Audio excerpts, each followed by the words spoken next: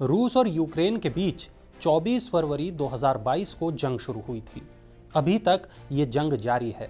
Writers की report कहती है कि अभी तक 46,000 लोगों की मौत हो चुकी है, 1,30,00,000 से ज़्यादा बेघर हो चुके हैं, 2,000 से ज़्यादा इमारतें तहस नहस हो चुकी हैं और 56,000 करोड़ डॉलर की संपत्ति नष्ट हो चुकी है।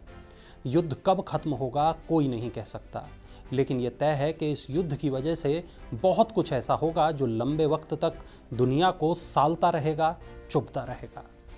नमस्कार, मैं वरुण कुमार। आज बात रूस यूक्रेन युद्ध की, बात इस युद्ध के आर्थिक पहलुओं की, बात उन प्रतिबंधों की जो रूस पर लगाए गए हैं और उन कदमों की जो रूस ने उठाए हैं। ताज़ा खबर यह है कि रूस ने पोलैंड और बुल्गारिया की गैस सप्लाई रोक दी है। साफ कह दिया कि रूबल में भुगतान नहीं तो गैस सप्लाई भी नहीं। पोलैंड और बुल्गारिया ने भी कह दिया है कि वो गैस की इस कटौती से नहीं डरेंगे। पोलैंड ने इसे गैस ब्लैकमेल की संज्ञा दे दी। पोलैंड और बुल्गारिया ने तो अब रशियन गैस को ठुकरा दिया है, लेकिन बाकी यूरोपीय देश क्या करेंगे? क्या वो भी रूस के गैस का इस्तेमाल रोक देंगे? रूस के तेल और गैस को बंद करना रूस की युद्ध की जो नीति है उसे सीमित करने के लिए या पुतिन को सजा देने के लिए जितना ज़रूरी है उतना ही कठिन है पूरे यूरोपीय देशों को एक साथ सहमत करना, क्योंकि यूरोप की कुछ अर्थव्यवस्थाएं रूस के तेल पर, खासतौर पर कच्चे तेल पर बुरी तरह निर्भर हैं। यूरोप के देश रूस को रोकना तो चाहते हैं, लेकिन इसके लिए वो क्या करेंगे? रूस पर पहले से ही तमाम प्रतिबंध लगाए जा चुके हैं। अब वो कौन सा हथियार होगा जिसका इस्तेमाल रूस के खिलाफ किया जाएगा? रूस से जो कच्चा तेल खरीदा जा रहा है उसकी वो कीमत उसे न दी जाए जो बाजार में उपलब्ध है, यानी उसे घटाकर आधा या 1/3 किया जा सके। $100 पर बैरल के आसपास का जो रेट है उससे कम रेट पर रूस को तेल खरीद का भुगतान किया जाए, जिससे कि रूस को जो विदेशी मुद्रा जा रही है लगातार, जिस पर हमने बार बार चर्चा की है, उस सप्लाई में, उस विदेशी मुद्रा की आपूर्ति में थोड़ी कमी आ सके और रूस पर दबाव बनाया जा सके। रूस बार बार इस बात को कह रहा है कि वो झुकेगा नहीं। बार बार दावा कर रहा है कि अगर कोई बीच में आया तो उसे भी दुश्मन माना जाएगा। जब उसके तेवर इतने हमलावर हैं तब उसे कैसे रोका जा सकता है? क्या इसका राज उसकी आर्थिक सेहत में छुपा है?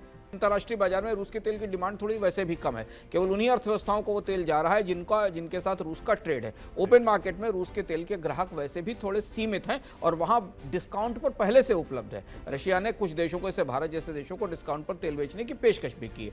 तो इस तरीके का मैकेनिज्म बनाने की कोशिश की जा रही है जिससे कि रूस से आने वाले तेल की कीमत घटाई जाए और जिसका असर रूस की अर्थव्यवस्था पर या रूस के विदेशी मुद्रा भंडार पर पड़े, जिससे कि रूस पर दबाव बन सके कि वो युद्ध बंद करे। दुनिया के देश प्रतिबंध केवल रूस के गैस पर ही नहीं लगा रहे हैं, बल्कि प्रतिबंध रूस के बैंकों पर भी लगाए जा रहे हैं। रूस के 2 सबसे बड़े बैंक इसकी जद में आ चुके हैं। लेकिन इन प्रतिबंधों से रूस पर क्या और कितना असर होगा, ये भी जान लेते हैं। जो संकेत हमको डिप्लोमेट से या ब्रसेल से या यूके से मिल रहे हैं वो ये कि 2 प्रमुख बैंक, जो रूस के 2 प्रमुख बैंक हैं, गैज़प्रोम बैंक, साबर बैंक, जो अभी तक प्रतिबंधों के दायरे से बाहर रहे हैं और रूस का पूरा एनर्जी ट्रेड इन्हीं बैंकों के जरिए होता है, साबर बैंक और गैज़प्रोम बैंक के जरिए, जहां से रूस को विदेशी मुद्रा मिल रही है गैस और तेल की सप्लाई के लिए। प्रतिबंधों की अगली किश्त में इनमें से किसी एक बैंक को या दोनों बैंकों को शामिल किया जा सकता है। अगर यदि एक बैंक को भी शामिल किया गया तो रूस में विदेशी मुद्रा के जाने वाली पाइपलाइन और सक्रिय हो जाएगी और रूस से विदेश में बिकने वाले तेल या रूस का जो तेल इंपोर्ट है, खासतौर पर क्रूड ऑयल का इंपोर्ट है, उसमें डील करना दुनिया के आयातकों के लिए और ज़्यादा मुश्किल हो जाएगा। रूस पर प्रतिबंध लगाना, उसके बैंकों को रोक देना और उससे तेल गैस की खरीद कम या बंद कर देना, क्या यूरोपीय देशों के लिए आसान है? यूरोप के लिए ये कितना कठिन है और इसका कितना असर वहाँ के लोगों पर पड़ेगा, इस बात को भी समझ लेते हैं। यूरोपीय समुदाय के देश अपने नागरिकों से और इंटरनेशनल एनर्जी एजेंसी के विशेषज्ञ यूरोप के लोगों को समझाने की कोशिश कर रहे हैं कि उन्हें थोड़े समय तक अपनी ऊर्जा की खपत को सीमित करना होगा। हम मनी सेंट्रल में एक बार विस्तार से चर्चा कर चुके हैं कि यूरोप और अमेरिका ने एनर्जी की खपत कम करने का और रूस पर निर्भरता कम करने की योजना बनाई है और ये कोशिश भी इसी दिशा में देखी जा रही है कि जब तक ये प्रतिबंध आते हैं तब तक लोगों को एनर्जी की खपत कम करने, ड्राइव कम करने, तेल पर निर्भरता सीमित करने के लिए कहा जाए, क्योंकि यूरोप एक बहुत बड़ा फैसला, यूरोप के लिए आसान फैसला नहीं है रूस की के कच्चे तेल पर निर्भरता कम करना। उसके लिए वो आगे बढ़ रहा है और यही वजह है कि राजनीतिक रूप से सहमति बनाने में भी दिक्कत भी आ रही है। जैसा हमने बताया, यूरोप के सभी देश रूस के तेल गैस पर एक मत नहीं हैं। रिपोर्ट बताती हैं कि यूरोप के 4 तेल गैस खरीदार रूस की शर्तों पर सहमत हो गए हैं और तेल गैस की कीमत रूबल में चुकाने को तैयार हैं।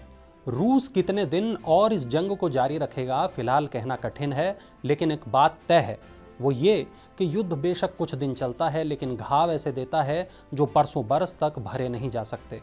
ये युद्ध भी दुनिया के सीने पर ऐसा ही जख्म देने वाला है।